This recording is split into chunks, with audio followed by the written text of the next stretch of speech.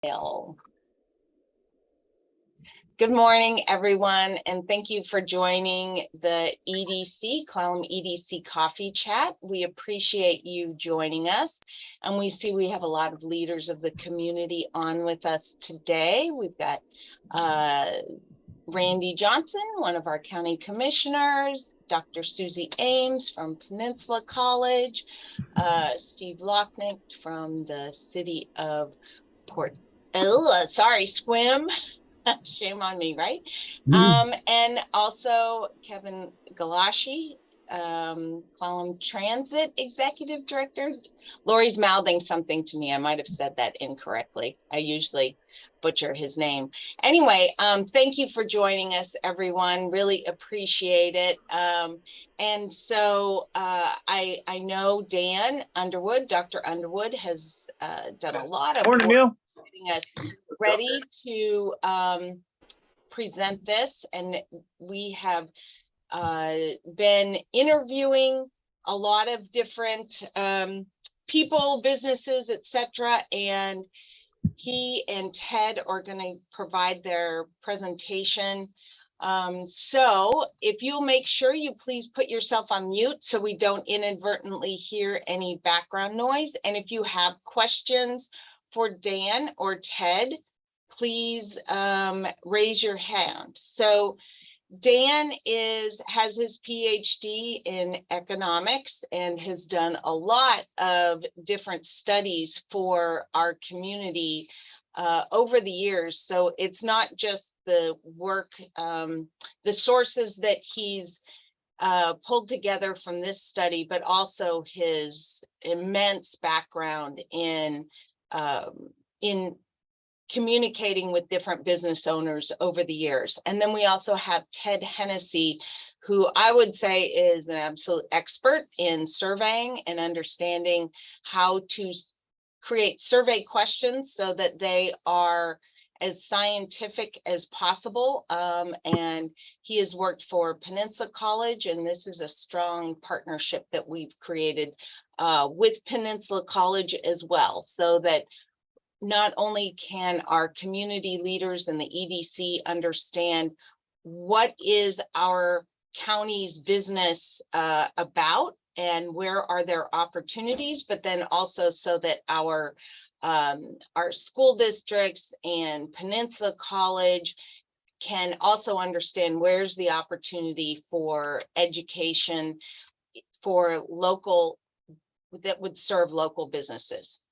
So let's see, with that, I am going to pass it over to Dan, and again, thank him for joining us. Dan, go ahead and take it away. If I could interrupt, just yeah, sure.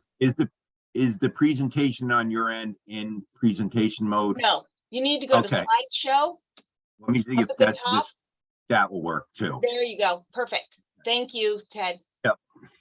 Thank you, Colleen, for the opportunity to be here and to be part of your strategic team as we focus on the development of this 5-year plan. There's an old saying that you live by technology and you die by technology. And so we've had some technological problems this morning, but we'll muddle through okay. I do want to emphasize that, Colleen, I did correct the EDC logo on a current version, but nobody's going to see it today.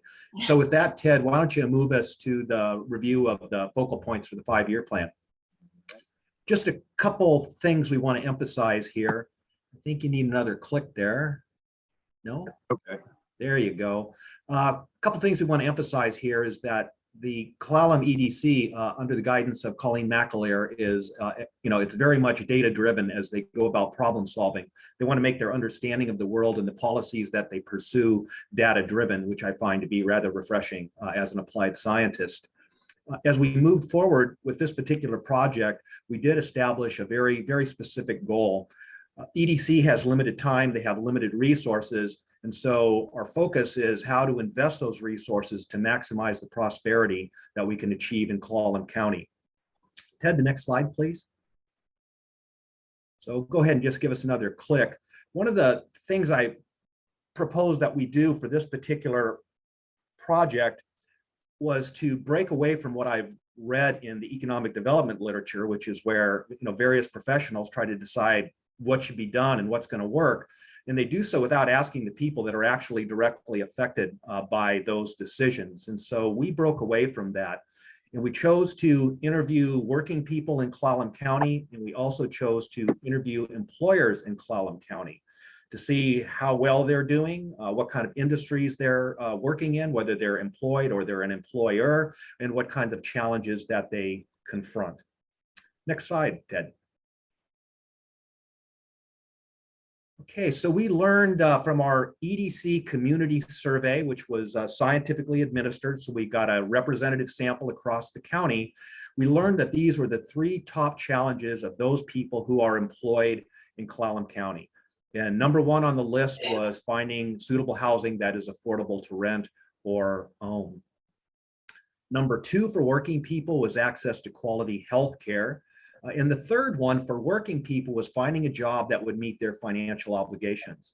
Not on this list because it's not in the top 3, as we also discovered, is that most working people also do not believe that they have a job where they're going to experience wage progression, or the belief that their standard of living is going to improve over time. And so these results did lead us to believe that there clearly is a need for more higher paying jobs in Clallam County. We'll talk more about the employer survey shortly. Next slide. Okay, so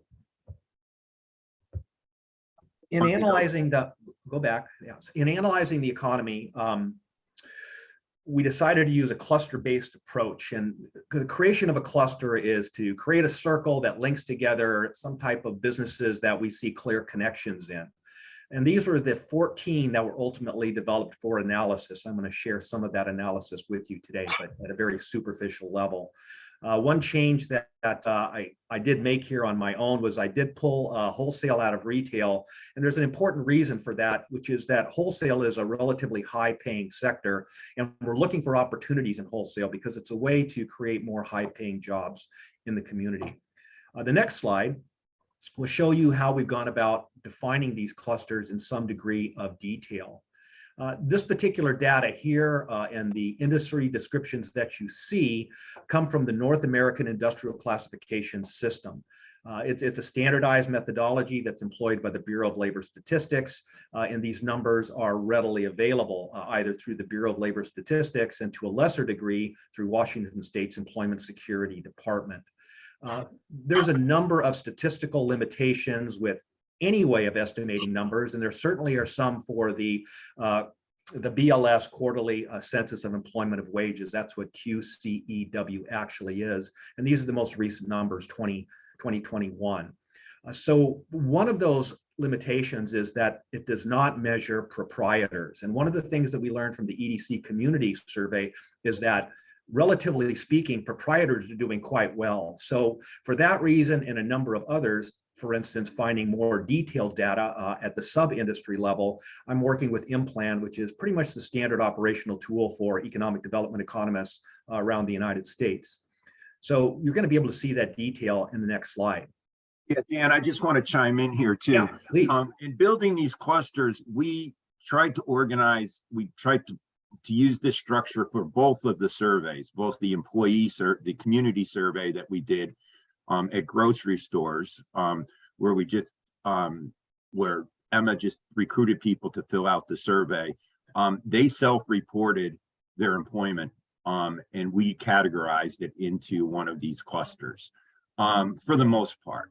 And then in the employer survey, the platform that we use, which I have to do a shout out to the college, Susie, because we were able to get started on this project due to an agreement between the college and EDC to actually start building the survey through the college's license before we were able to get our own up and running for economic development. It was a huge help for us and enabled the timely launch of this particular survey. But so the difference between the two surveys in terms of these classifications is that the community members who took the survey at the grocery stores self-reported their employment, and we put them into a cluster. When we did the employer survey, we distributed it via email, but we had data that existing data that was public information on the businesses that we surveyed for the most part, which had the industry classification code, the location of the business, the number of the employees, and we didn't have to ask employers that information. We already had it, and it was tied directly to their survey responses. And you'll be able to see how Dan was able to use that a little later in the survey. We good, Dan? Yes, we are. Thank you very much. Let's move on to the in-plan level of analysis in the next slide. So this particular cluster today is we're going to be looking at construction. And one of the reasons we're going to use construction as an example is because access to affordable housing is the #1 challenge that working people confront. So hence it's really worth looking at this. So in-plan gives me much more detailed tools to analyze the economy of Clallam County as a whole, or in this particular case, the cluster we call construction. You can also see in these particular industry descriptions that we are analyzing construction different than the way that the Bureau of Labor Statistics does using the QCEW data. So for instance, we know that stone mining, sand and gravel, ready mix manufacture, these are industries that are greatly driven by what's going on in the construction sector. Hence, we've included them there.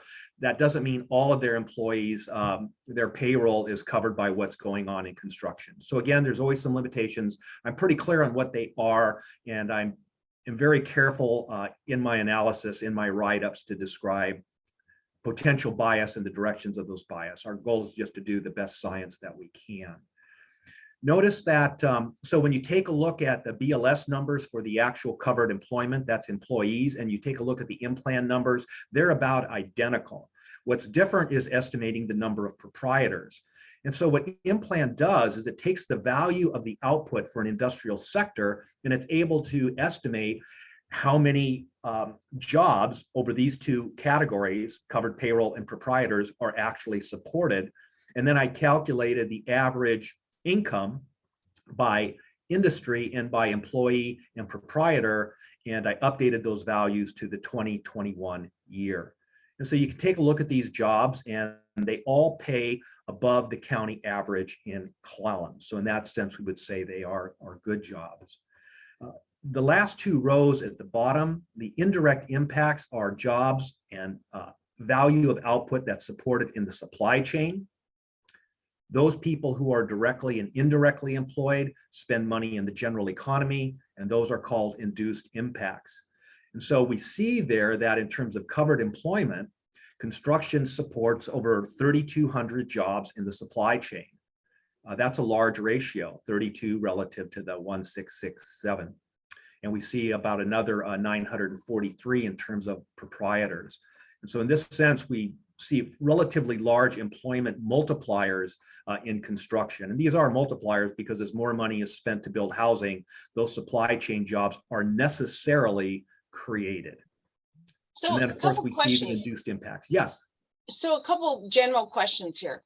So are these all the sectors underneath construction that you feel are in Clallam County?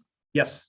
Okay, and then so the total number of employees, and I think when I think of construction, typically that industry sector that cluster has a lot of proprietors, a lot of and folks that maybe have one employee, but they are hired just, to do either some maintenance for a person, or they're licensed and bonded, or they just go from job to job to job working on different projects. And so you're saying in total there are 1,667 total employees in covered employees in construction industry in our county, and then an additional 643 single proprietors. Yes. I'm not saying that. in-plan is saying that. Got it. Okay. And that, from our Department of Labor information knowledge, they say we have about 700 different licensed and bonded contractors in Clallam County. So that you know, that would make sense if 643 were just proprietors, and then outside of that, maybe there's companies that are, say, an LLC, and everyone there is a employee underneath it. I believe that would be the statistical process that would be used. And keep in mind that these proprietors and the income that they earn, this is what's attributable to expenditures in Clallam County. They might also be earning income elsewhere. And there also could be proprietors in the construction trades that are out of county as well. Okay. And our proximity to Jefferson County makes that likely. Yeah, Dan, I'll add one thing too with that. In the community survey where people self-reported, a much higher percentage of people above the norm for the whole cohort who were in construction were self-employed. So that sole proprietor trend did show up when we actually went out into the community and did the survey at the supermarkets as well, for those that indicated they worked in construction. All right, so my goal with this slide is predominantly to let you know the degree of micro detail we're going to be able to analyze these various 14 clusters in Clallam County. And so with this information, we're now going to move forward and to take a look at the employer survey. Ted, next slide. Oops. Yeah, so back up. So actually, right before that, this comes from the EDC community survey. So Ted had pointed out before that this survey was developed so that it's possible to do a lot of micro analysis. So if I'm interested in people who work for a living and they're in construction, I can take a look at what they were actually saying. And this is what they told us. 86% believe that they're secure in their job. 19% are not challenged financially in construction, and 75% believe that their wages will improve. So when we start thinking about economic prosperity, these survey results tell us that it is to be found in the construction sector. And now we'll move to the employer survey. I'll So just note on this. Employees that answered that question? Yes. Okay, so not proprietors. Okay. Not proprietors. And I'll note that the job security was 10 percentage points higher than people who worked in other sectors. And with wage progression, it was also 25 percentage points higher than the rest of the cohort, people who were employed in Clallam. So in that respect, they were doing much better than people. Okay, Ted, why don't you tell us a little bit more about the employer survey? So we focused on these major areas.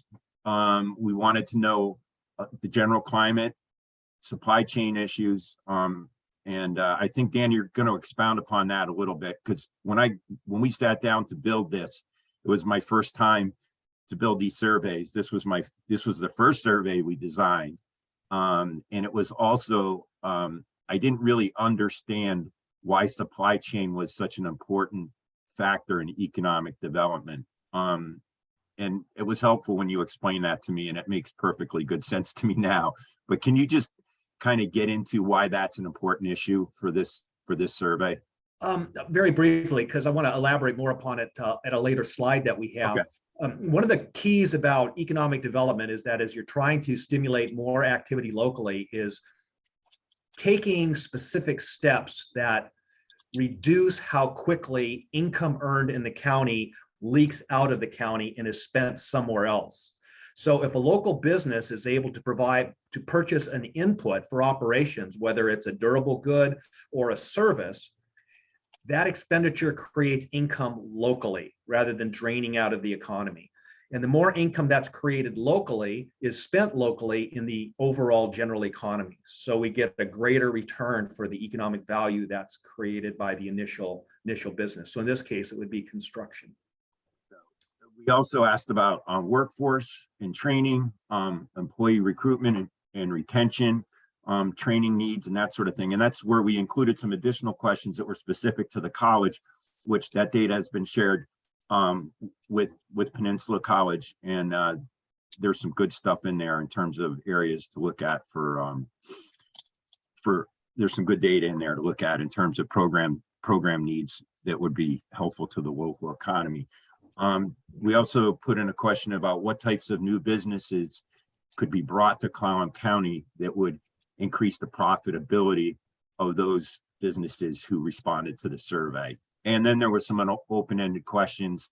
There were a lot of text questions in here. Usually when we develop a survey, we try to think of every possible answer that we might get and put it into a drop down or multiple choice so that people don't have to type. But in this case, we did include a number of opportunities for for individuals, respondents to be very specific about their needs or their challenges and those sorts of things. We also asked them all how we can help. What could EDC do to help? And we got an earful. The other thing that I'll mention too is the platform that we're using, which is the same platform that the college uses for surveys, allows us to embed data prior to distributing the survey if we know who we're sending it out to. And that is a huge tool that allows us to analyze who is saying what things and how, in this particular case, needs and challenges differ between different clusters, employment sectors. Anything else you want to throw in on that, Dan? No, let's move on. Okay. Dan and I and Colleen and Emma and the rest of the staff down there sat down and figured out how to develop this survey. Dan had a pretty good idea of the issues that we wanted to explore for the 5-year plan, and we worked up appropriate questions and came up with a distribution strategy. We did use the PPP loan roster to help get data on different specific businesses in the county, and we developed a sample size for each sector that was proportionate to private sector employment in the county. And then once we had those businesses, we came up with a randomizing method. Actually, Colleen came up with that within the sector to select what we had started with, was hoping for was a cohort size of 300 businesses. I'll talk about that in a second. We solicited participation and we're using the analysis through Qualtrics. The beauty of this with the PPP loan roster was that we had a lot of information on specific employers, so we didn't have to waste their time having to tell us about their business. And one of the huge things is the NAICS code to be able to do an analysis like the one that Dan was talking about earlier. The drawback was we didn't really have email addresses, and that was the methodology that we were using for this to distribute the survey and be able to maximize on the tools that are provided with the platform, the Qualtrics platform that we're using for the survey. So getting emails was a challenge, and getting people to complete the survey, which was kind of a long survey as far as surveys go, that was also a challenge because people that own businesses are really busy. Colleen, do you want to throw anything on that? Because you made a lot of phone calls encouraging folks to. Right, especially in certain sectors that we weren't getting a lot of response from. So the PPP list was really quite remarkable because normally that's all proprietary information, but we were able to get it based on our connections with the state and the SBA. And so what we had from that was what was their total revenue, and then also how many employees did they have. And so through that we could find out what was the average wage based on how much and we were able to do some calculations because they received a certain amount of money based on the number of employees and their wages. So through that we could find out what their average wage was. So there was a lot of good data that came from that normally is never revealed. That's very much proprietary information. So we felt like we needed to, and yes, nonprofits were included in that space. And we didn't parse out businesses based on were they a nonprofit or were they a for-profit business. We just looked at the activity that they did, if it was public administration or healthcare or whatever, and whether they were nonprofit or for-profit was not relevant. So yeah. And in the end, we solicited, we had 149 respondents, and the respondent cohort, the sample that we had was fairly close to private sector employment here in Clallam County. There were lessons learned with this, as there are with every survey you do, in terms of what could be better next time. But all in all, for those that actually received the email request to take the survey, our response rate was quite above the industry standard for this type of a survey. The industry standards, if you get 20%, that's real good. We were up around close to 45% on the surveys that we sent out. It might even been higher than that. Yeah, so one of the things that Ted has said that's really important to keep in mind is for both the EDC community survey and for the employer survey is that we do have a representative sample, and that's always the goal of science. And so I'm quite pleased with that result. And then of course, the cooperation of the community for the high response rate. And the next couple slides are meant to give you an idea of how we can go about using this data to figure out what's going on where. So question 2 was asking about how favorable the business climate is, and you can see the result across these clusters. Sometimes the sample size was really small, like in transportation, and I would never generalize from a single response. And so those limited samples are highlighted with the asterisk there. If you take a look at construction, which we're using as our example today, you can see that 52% said that the business climate is unfavorable.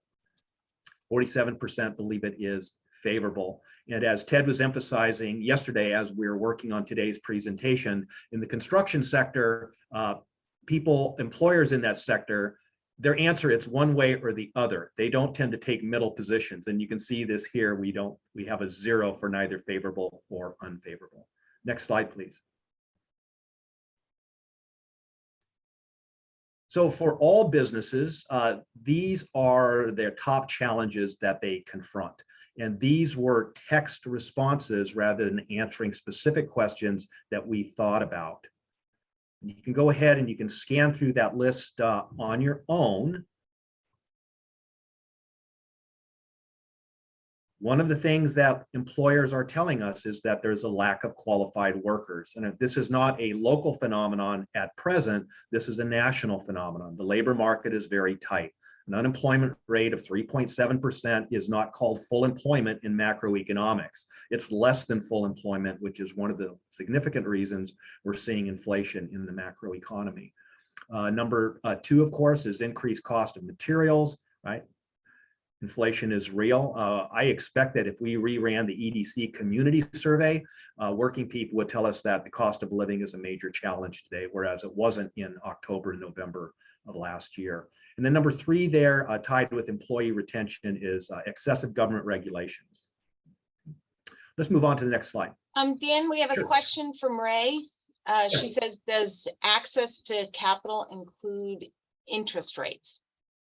Well, employers told us that accessing financial capital is not a challenge to them in their text responses. It doesn't mean that it's not a challenge. They did not tell us it was a challenge. It's important to keep in mind this is a snapshot in time too, and the snapshot in time was late last fall through the first week of July. Okay, because it does seem like for construction in particular, the example that you're using, access to financial capital would include interest rates for both them and for buyers and sellers. So, okay, but that makes sense, a snapshot in time. Thank you, instead of trending. Ray, that not only that, but this is for all businesses combined, not just construction. So we might see a very different answer for the construction cluster, and we can do that. We can pull that out. But access to financial capital generally means loans, right? Yes. And so interest rates does impact that, but thank you. Yep, got it.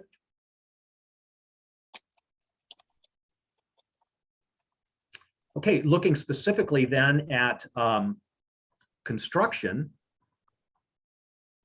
we see similar numbers, but they're a little bit higher in terms of lack of qualified workers. And of course, when it comes to construction, workforce training is a way to address this particular need. And then Ray, at the bottom there, you'll see in construction, the number is half of what we saw for text responses for all businesses combined. So one of the interesting things about survey work, and this economist is always excited when he sees it, is when the results are different than what I think they're going to be, then I have to ask myself, well, why are they different than what I thought they would be? I would have thought that, yeah, that would have been a bigger challenge for them. It could just be that prices are so high they can afford it, and banks still have capital to loan. That's where I would look for some answers. Okay, let's move on to the next slide and start taking a look at the specific kinds of businesses that would help in construction. And these are the answers. These are provided by employers in the construction industry. Yesterday, I was working on the professional services cluster, and I was surprised that I think there's like over 200 architects and engineers in Clallam County. And so that surprised me when I knew that more architects and engineers was the top ranked need for new businesses in Clallam County. So we need more. So this is for construction though, too. This is for construction. yeah, so 200, you said 200. I think that was architects the and number. I was engineers. surprised at how many there actually were. Yeah. And that surprises me. And I know, we had NTI close, and what we hear from contractors over and over again is that they don't have, they have to wait months and months and months to have structural engineering done for one of their projects. So when engineers was included in that 200 number, did that also include mechanical engineers or things like that is outside of what is in that supply chain for housing and just general construction? I can't answer that question at this time, as I just began building the cluster and getting the initial data yesterday. And I also don't know if that kind of detail could be teased out. However, the planning methodology for this 5-year plan is that when we see something like in the construction sector, the number one ranked new business we need are architects and engineers, would then be to talk to people in the construction industry to try to zero in on what types of architects and engineers do you actually need. Mm-hmm. So we've got Bruce Emery on the line, and I know he works for North Point, and also, full disclosure, is running for Director of Community Development. And Bruce, you had a question or a comment? Well, I just made the comment regarding engineering. My comment, I said it can't be understated, nor can it be overstated. The problem is severe. It's probably one of the biggest choke points we have. And I think more broadly, given supply chain issues, given delays in permitting, given the significant delays we experience with just by virtue of the workload that the engineers face, the predictability of the industry is really on edge right now. What used to take us 4 to 6 months, which was a pretty decent model for turning a house around and having predictability as with respect to what the market was going to be, we don't have that now. There's been a trend towards increasing engineering requirements even in home construction, and whereas I'm sure the industry would favor prescriptive prescriptive requirements, because then you know what to expect. we're relying on the availability of engineers, and it is a choke point for every company in the industry. And like I said, it cannot be overstated. I think one of the biggest things we could do as a community is recruit new engineers in the area. There'd certainly be plenty of work to go around. Engineers, including like you're saying, all across the board for construction, including septic. And not only do we need more, but the ones we have are aging out. We don't have younger engineers, so that the ones we have are retirement age or closing in on retirement age. So I completely agree. As somebody who's trying to get a home built, I was curious about manufacturers and where are we considering needing manufacturers for trusses and windows? Are we talking about on the peninsula, in the county, or in the nation, like location, and in addition to more? So these particular answers were provided by employers in the construction cluster, so here in Clallam County. And they gave us some examples of wood products or construction related products that they would like to see produced here locally. And number one on the list was trusses. We used to have a truss manufacturer here in Clallam County, and I was surprised to learn that we had lost one. So this is an example of how we can go after a supply chain issue, right? Try to identify perhaps an entrepreneur who's willing to take on moving into this particular product. It would reduce transportation costs, right? It would speed up how quickly the trusses could be on site. These are things that could reduce bottlenecks in the construction sector. So I was just going to type this, but Chair Allen from Jamestown wrote the majority of our projects are outsourced outside of the county. And I was just responding that, well, I'll just go ahead and say it, that ideally we'll be able to change that. I mean, we want to grow our economy, and especially in these higher paying fields, higher technical fields, and have them here locally. That's what's such an incredible important component of growing our own economy. And I know typically Jamestown Tribe uses a really great firm that's based out of Bremerton, Rice, Ferguson, Miller. Wouldn't it be great if they opened an office here locally? And and then on the flip side, Jamestown also created their own Jamestown Surveying. And you know, that's terrific. Love to see more expansion in that space. And I know folks that have already used Jamestown Surveying for their own needs that have nothing to do with actually one of Jamestown's own projects. So thanks, Ron, for that leadership. Ted, can you move down on the slides? I think you backed up. Oh, I did. Sorry. One more. Okay. Okay, so again, you know, what else will help? And from the construction cluster, and these were the top three. These are the top three things that would help that we were told. I think all of these needs can be addressed locally in terms of public policy, in terms of providing educational opportunities, and those things would help in terms of providing housing for the construction workforce as well. Ted provided this quote in context from one of our local employers in construction. I think we heard it, but it was from a different person this morning during the chat. It was almost identical. Yeah, we received some very thoughtful text responses on the open-ended questions that were extremely constructive in terms of what will be necessary to deal with some of the challenges we face here in the county as it relates to the economy itself. So let's go to our last slide then.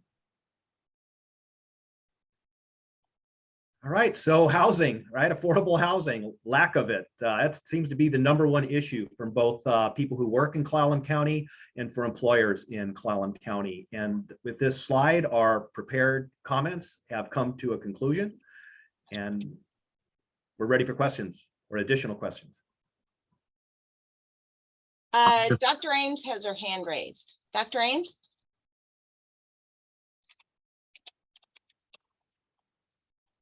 Good morning.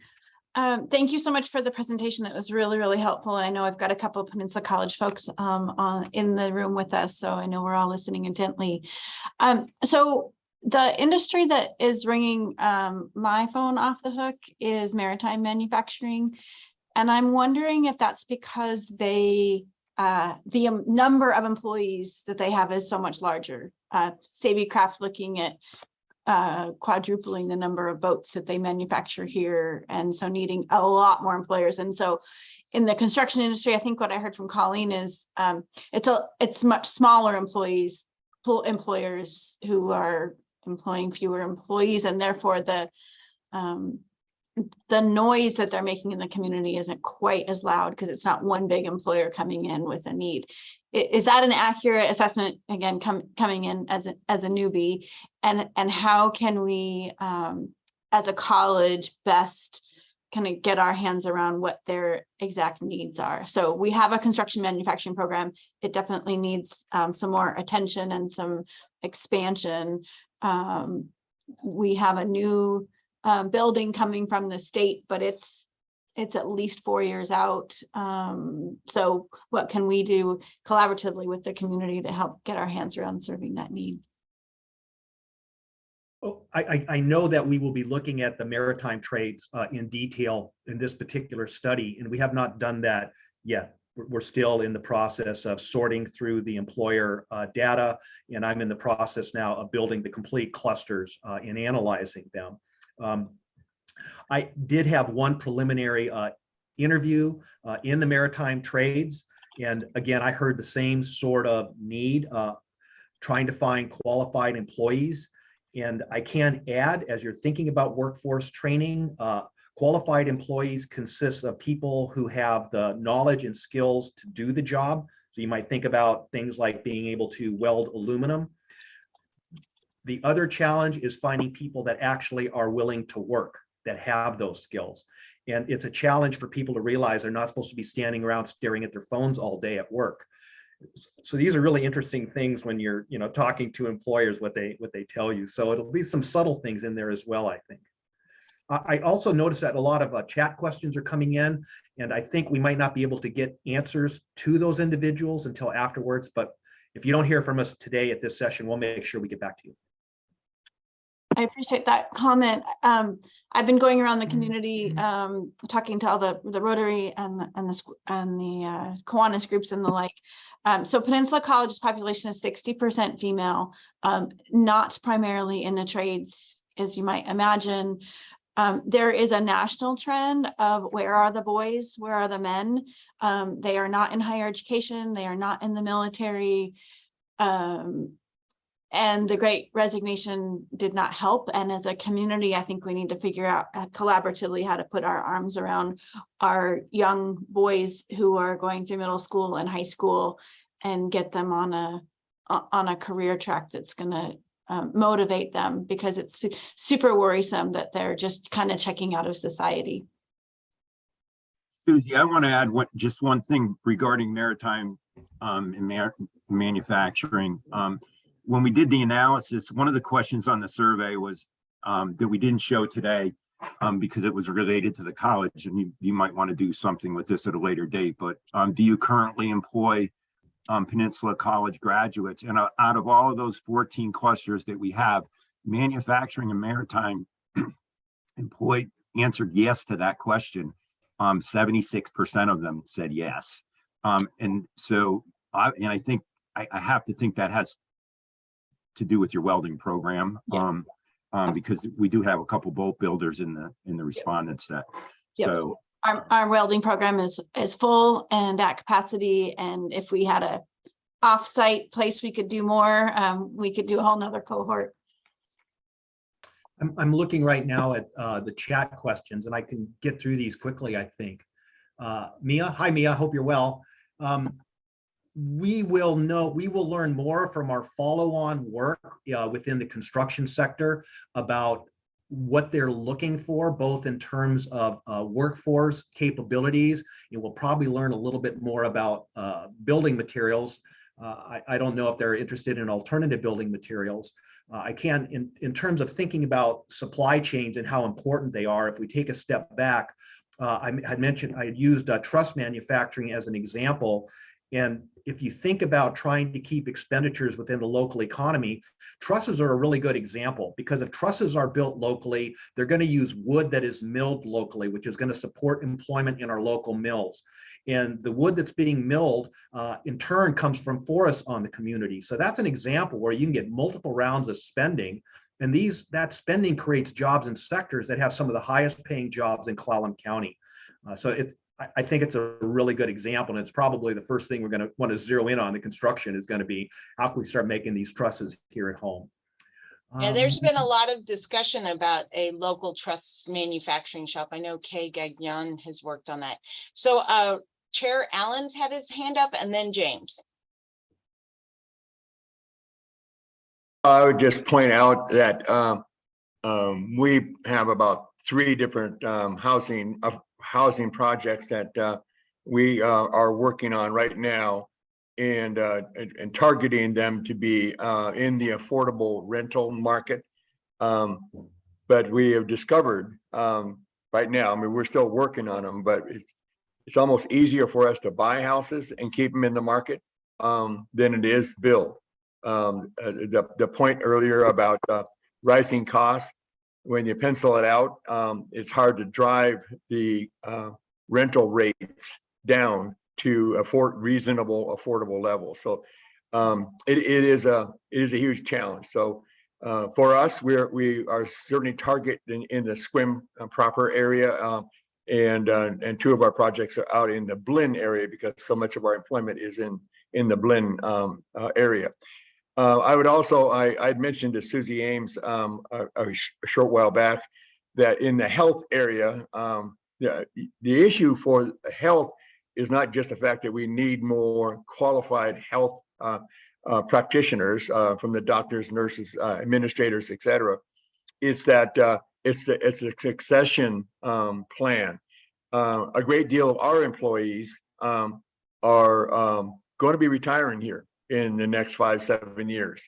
That's a concern for us. OMC has a bigger problem than we do. But so for the college to amp up that program for nursing, I think would certainly be a big help for that industry. Going back to the chat again, Bruce, we can make the PowerPoint slides available so that they are out there for all interested parties. And to Roy Morris, that's an important observation. And again, as I was looking at professional services, I'm really seeing the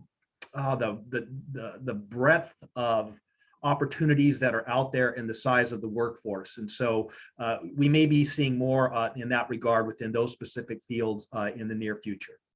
And Dan, I wanted to share with Chair Allen, make sure he knows that the Washington State Building Council is proposing more changes that will make it even more expensive to build an affordable housing unit. And that isn't through the legislature, that is through the State Building Council, which those folks are generally appointed by the governor. And I put the link in the chat, the Building Industry Association of Washington, which represents entities like the North Peninsula Builders Association, has reviewed those proposals, and you can look there at it, but it's tens of thousands of dollars per unit if those are approved at the council level in these next few months. Well, I would, if I might add, Colleen, I mentioned in the chat to Ray that we have 8 active projects right now. at well over $100 million, when you start adding them all up, that would be a concern for us. And it would cause us to, it would probably force us to either modify them and phase them, or put them on the back burner. You know, it's affordability, and it's how much can you afford to do. So that would be a concern if it keeps getting more difficult to build. Yeah, well, I know the private industry builders are really trying to make that point, and to have a tribal voice share the same concern would probably be very helpful. Dan James had a question. Okay, so I'm going to channel my inner Steve Bierman here, in that I didn't really notice tech or remote workforce mentioned in your survey. I can respond to that. So this is not a comprehensive presentation of everything that we learned from the survey. Rather, what we wanted to do was to allow you to see how we can use these results as we analyze all 14 sectors. And so as I was building the professional services sector yesterday, which now is my record cluster in terms of how many sub-industries are present, those particular types of services, from software publishing onto a number of other things like telecommunications, they are in there as well. And then we will look to see from the survey responses what additional information that we can get. So as the report is finished, we'll have far more detail. Okay, because I looked at the first page of the report and I didn't even see my particular work segment identified. So I'm glad to know that that is on the agenda for the 5-year plan.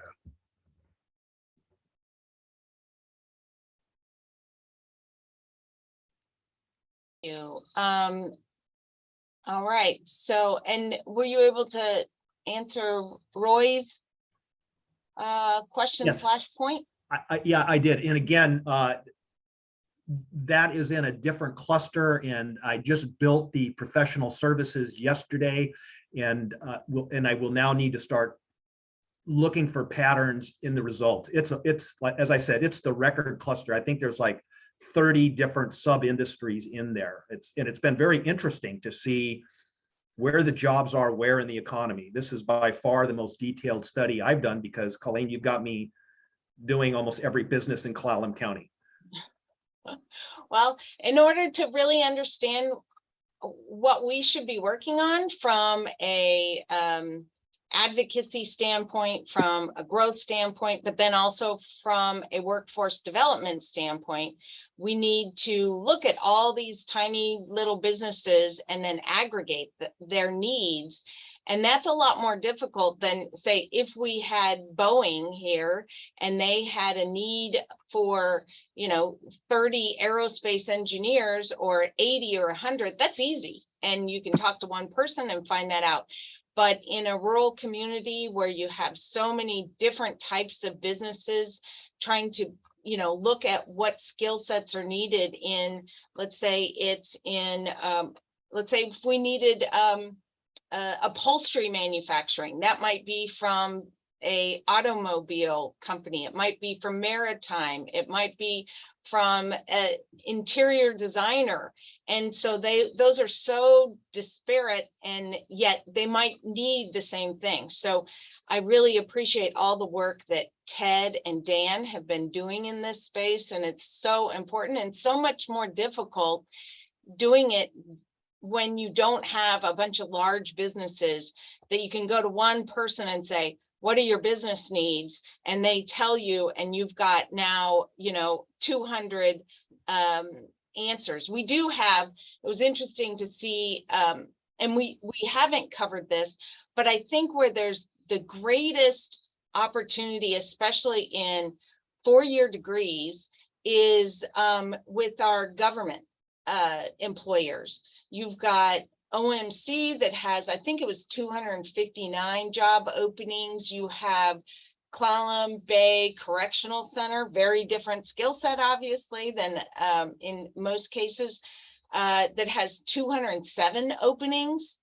And so there, our government employers have a whole lot of openings, and I think understanding what those employers need in the future, because again, we've got an aging workforce, especially I think with the government employers, and trying to aggregate that and find out what workforce programs should be developed to serve their needs. I think there's a big opportunity there. But we've been focusing on the private sector because they pay taxes. And so that's something we like. So it can support everything else that we need to do in our communities. So did we miss anyone or any questions? If not, Colleen, yeah. Colleen, this is Kay. I had a question about the specialty suppliers. It was listed Oh, yeah. under the construction segment. Did you guys get, Ted, did you Yes. guys get more info? Tell us about it. Okay, so basically there's specialty suppliers like glass shops, certain types of retail operations that are must be lacking in the county. I can give you, if you want to hang on after we close out, I can tell you exactly what they were. Okay. Thank you. Great. So yeah, on Choose Clallam First, we will have the recording of this available to everyone. And then we'll also have the slides available. And very soon, we are going, within the next 4 weeks, Lori, is that a fair assessment? We will have a new website where we're going to integrate the Choose Clallam First and clallam.org and emeraldfunds.org in underneath our clallam.org website. And there'll be a EDC coffee chat section there, and all of the recordings will be there. We're going to integrate them into one beautiful new website as soon as it's ready to be rolled out. And we will have a tab there on our 5-year plan with all the detail that you want to find.